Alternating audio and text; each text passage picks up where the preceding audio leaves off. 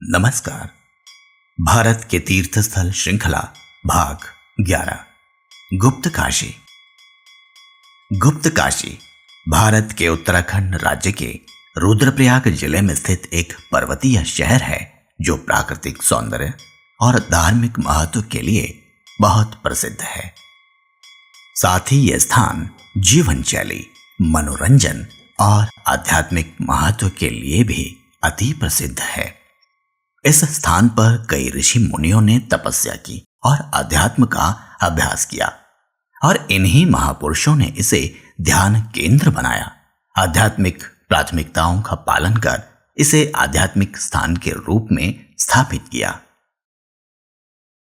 श्री केदारनाथ धाम मार्ग पर स्थित गुप्त काशी एक धार्मिक और पर्वतीय स्थान के रूप में जाना जाता है जो अपनी प्राकृतिक सुंदरता, शांति और पारंपरिक भारतीय संस्कृति की धरोहर के लिए प्रसिद्ध है। गुप्त काशी की स्थापना एक पारंपरिक पौराणिक कथा के अनुसार हुई थी। इस कथा के अनुसार महाभारत के युद्ध में जब पांडवों ने कौरवों का वध किया तब उन्हें गोत्र हत्या का पाप लगा था। ऋषियों के आदेशानुसार इस पाप के निवारण के लिए पांडव भगवान शिव से मिलना चाहते थे और उनका आशीर्वाद प्राप्त करना चाहते थे। पांडव भगवान शिव की खोज में निकले, लेकिन भोलेनाथ पांडवों से रुष्ट थे और उनसे मिलना नहीं चाहते थे। इसलिए वे उनसे बचकर दूर छिपे रहे और जब भगवान को ज्ञात हुआ कि पांडव इसी स्थान पर आ रहे हैं तो वे यहीं से नंदी रूप धारण कर अंतर्ध्यान हो गए, या यूं कहें कि गुप्त हो गए। तब से इस स्थान का नाम गुप्त काशी पड़ा। यहां का विश्व प्रसिद्ध मंदिर है विश्वनाथ मंदिर। प्राचीन विश्वनाथ मंदिर में उत्तराखंड के अन्य मंदिरों के समान ही एक उल्लेखनीय वास्तुकला है, जैसे पत्थर से निर्मित मूर्ति, गर्भगृह के ऊपर एक ऊंचा टावर और हिमालय क्षेत्र की स्थापत्य शैली के समान एक तिरछी छत। दरवाजे के शीर्ष पर भगवान शिव के उग्र अवतार भैरव की छवि और मंदिर के बाहरी हिस्से पर चमकीले रंग के कमल देखे जा सकते हैं। रुद्रप्रयाग का यह विश्वनाथ मंदिर उत्तर काशी के विश्वनाथ मंदिर से अलग है। उत्तर काशी में स्थित काशी विश्वनाथ मंदिर में भगवान शंकर प्रकट हुए थे, इसलिए उसे प्रकट काशी के नाम से जाना जाता है, जबकि रुद्रप्रयाग में भोलेनाथ अंतर्ध्यान हो गए थे, इसलिए यह स्थान गुप्त काशी कहलाया। अपनी आंखों को मुख्य मंदिर के बाईं ओर ले जाने पर आप भगवान शिव और माता पार्वती को समर्पित अर्धनारीश्वर मंदिर देखेंगे, जो भगवान शिव का एक मिश्रित उभयलिंगी रूप है। अर्धनारीश्वर मंदिर एक आकर्षक मंदिर है जो गुप्त काशी के प्रमुख तीर्थ स्थलों में से एक है। इस मंदिर के प्रवेश द्वार पर नंदी की एक मूर्ति है, जिसका मुख मंदिर के अंदर स्थापित भगवान शिव की मूर्ति की ओर है। विश्वनाथ मंदिर के निकट ही बाईं ओर से गुप्त गंगा और दाईं ओर से गुप्त यमुना बहती है और इन दोनों धाराओं का मिलन निकट ही स्थित मणिकर्णिका कुंड में होता है।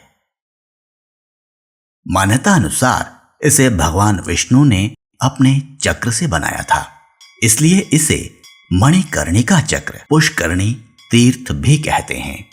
ऐसी मान्यता है कि यहां आज भी दोपहर में भगवान विष्णु और भगवान भोलेनाथ अन्य समस्त देवी देवताओं के साथ स्नान ध्यान करने आते हैं। गुप्त काशी एक प्रसिद्ध पर्यटन स्थल भी है जो मंदाकिनी नदी की हरी भरी घाटी में बसा है, जिसमें प्रचुर मात्रा में मैग्नोलिया फूल खिलते हैं। इन्हें स्थानीय भाषा में चंपक के नाम से जाना जाता है। गर्मियों के शुरुआती महीने में जब फूल खिलते हैं तब यहाँ की हवा उनकी मीठी खुशबू से भर जाती है।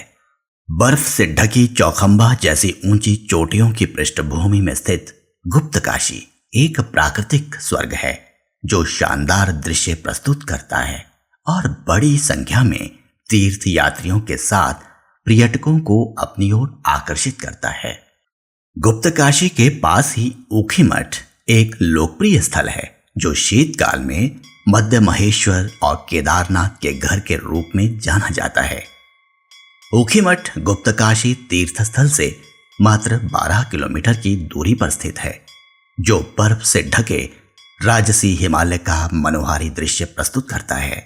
ऊखीमठ में मुख्य रूप से केदारनाथ के मुख्य पुजारी रहते हैं, जिन्हें रावल कहा जाता है।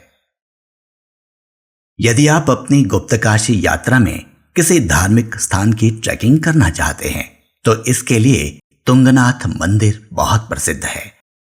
इस मंदिर के लिए ट्रैकिंग पर जाने का सबसे अच्छा समय मार्च से अक्टूबर तक होता है। गुप्तकाशी से हेमकुंड साहिब और फूलों की घाटी का ट्रैक यहां आने वाले पर्यटकों को ट्रैकिंग का एक शानदार अनुभव प्रदान करता है। यहां पर पर्यटक फूलों की घाटी तक की यात्रा करके शानदार अनुभव प्राप्त कर सकते हैं।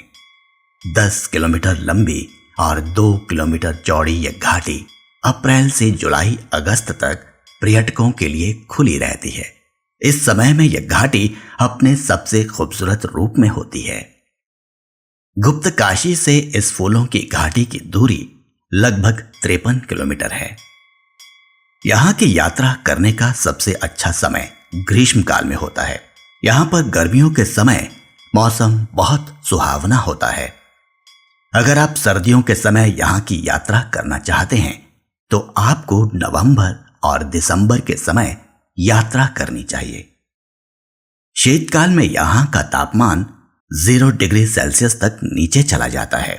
अगर आप गुप्तकाशी की यात्रा के साथ केदारनाथ और बद्रीनाथ की यात्रा करने की योजना बना रहे हैं तो आपको केवल ग्रीष्मकाल यानी मई से अक्टूबर में आना होगा, क्योंकि शीत ऋतु में केदारनाथ और बद्रीनाथ मंदिर के द्वार बंद हो जाते हैं।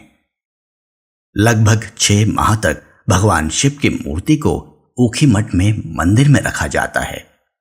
सर्दियों में भारी बर्फबारी के कारण सभी ट्रैकिंग मार्ग भी बंद कर दिए जाते हैं।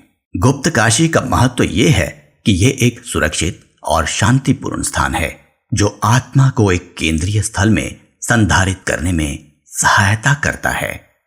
यहाँ के मंदिर, गुफाएं और प्राचीन महादेव मंदिर के दर्शन पाने के लिए लाखों श्रद्धालु प्रतिवर्ष यहाँ आते हैं। गुप्तकाशी का यह महत्व उसके धार्मिक और आध्यात्मिक स्वरूप में है, जो यहाँ के दर्शनार्थियों को आत्मानुभूति और मोक्ष की दिशा में मार्गदर्शन करता है। गुप्तकाशी का यह महत्व उसके धार्मिक और आध्यात्मिक स्वरूप में है, जो यहाँ के दर्शनार्थियों को आत्मानुभूति और मोक्ष की दिशा में मार्गदर्शन करता है। यहाँ के पर्वतीय भागों में होने वाली यात्रा से श्रद्धालु अपने आप को पारंपरिक भारतीय संस्कृति के साथ जुड़ा पाते हैं और मन की शांति के साथ प्राचीन स्थानों के साथ एक अनूठा अनुभव करते हैं। गुप्तकाशी के मंदिर एवं गुफाएं महत्वपूर्ण है, जो यहाँ के धार्मिक और आध्यात्मिक वातावरण को सुदृढ़ करते हैं। गुप्तकाशी को अद्वितीयता, पवित्रता और स्नेह का प्रतीक माना जाता है। इस स्थान को यात्री और पर्यटकों के लिए भगवान शिव की कृपा और आशीर्वाद प्राप्ति का स्थान माना जाता है। यह स्थान वास्तव में आत्मा के ध्यान में सहायक सिद्ध होता है और यात्रियों को दिव्यता का अनुभव करने का अवसर प्रदान करता है। इसे एक स्थान के रूप में नहीं, बल्कि एक अनुभव के रूप में समझना चाहिए, जो आत्मा को नया जीवन और आनंद प्रदान करता है। यहाँ आप प्रकृति के साथ साथ अपने अंदर की दिव्यता को भी अनुभव कर सकते हैं। गुप्तकाशी का स्थान एक स्वप्न की तरह है, जो सजीव हो जाता है, जिसे देखकर आप कह सकते हैं कि जीवन का आनंद क्या होता है। गुप्तकाशी की यात्रा सहसा अद्भुत और रोमांचक अनुभव होता है। वहां पहुंचते ही आपको जैसे ही उन सुंदर वन्य फूलों की सुगंध का अनुभव होता है, आपकी आत्मा में शांति और सुंदरता का एहसास होता है। यह एक ऐसा स्थान है जहां प्राकृतिक सौंदर्य और ध्यान का मिलन होता है और यहां जाने के लिए हर कोई व्यक्ति सदैव उत्सुक रहता है। गुप्तकाशी एक राजसी स्थल है जो आपके जीवन में नया उत्साह, शांति और उत्तेजना भर देता है। इस अद्वितीय स्थल का दर्शन करने से आपके मन को भी एक नया दर्शन मिलता है और आप प्राकृतिक वातावरण में आनंद और सुख से भर जाते हैं। यदि आप भी गुप्तकाशी की यात्रा करने के लिए उत्सुक हैं तो भारत के सभी बड़े शहरों से आप देहरादून और ऋषिकेश तक सड़क मार्ग, रेल मार्ग या हवाई मार्ग से आसानी से पहुंच सकते हैं। देहरादून और ऋषिकेश के बाद गुप्तकाशी पहुंचने के लिए सबसे उपयुक्त माध्यम सड़क मार्ग है, जिससे यात्री सुरक्षित तरीके से गुप्तकाशी पहुंच सकते हैं। गुप्तकाशी से निकटतम हवाई अड्डा जॉली ग्रांट एयरपोर्ट है, जो देहरादून से लगभग 25 किलोमीटर है और गुप्तकाशी से लगभग 200 किलोमीटर दूर है। गुप्तकाशी के लिए निकटतम रेलवे स्टेशन ऋषिकेश है, जो गुप्तकाशी से लगभग 180 किलोमीटर की दूरी पर है। गुप्तकाशी की यात्रा में यात्रियों के लिए समस्त सुविधाएं उपलब्ध होती हैं। यहाँ विभिन्न आवास विकल्प जैसे कि होटल, धर्मशाला और रेस्टोरेंट आदि उपलब्ध हैं, जो यात्रियों को आरामदायक और सुरक्षित आवास प्रदान करते हैं। गुप्तकाशी का दर्शन करने के बाद आप एक नई ऊर्जा, आत्मा और जीवन के लिए तैयार हो जाते हैं। इस अनूठे स्थान की सुंदरता, ध्यान का अनुभव और धर्म लाभ के कारण गुप्तकाशी को एक साधारण यात्रा के रूप में नहीं, बल्कि एक विशेष अनुभव के रूप में जाना जाता है। संक्षेप में कहें तो गुप्तकाशी एक अद्वितीय स्थल है जो प्राकृतिक सौंदर्य, ध्यान और शांति से भरपूर एक राजसी स्थान है।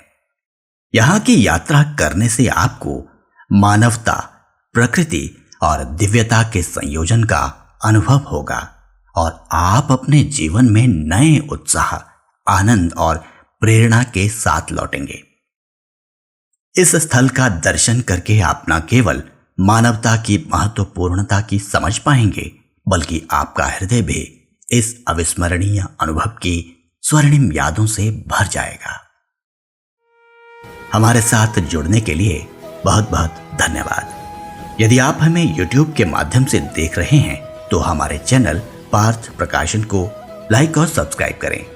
यदि आप पॉडकास्ट पर इस श्रृंखला को सुन रहे हैं तो भारत के तीर्थ स्थल श्रृंखला को लोगों के साथ साझा करें और अपने महत्वपूर्ण सुझाव हमें write2parthprakashan@gmail.com पर ईमेल द्वारा भेजें। शीघ्र ही मिलेंगे एक अन्य तीर्थ स्थल की जानकारी के साथ। तब तक के लिए धन्यवाद। नमस्कार।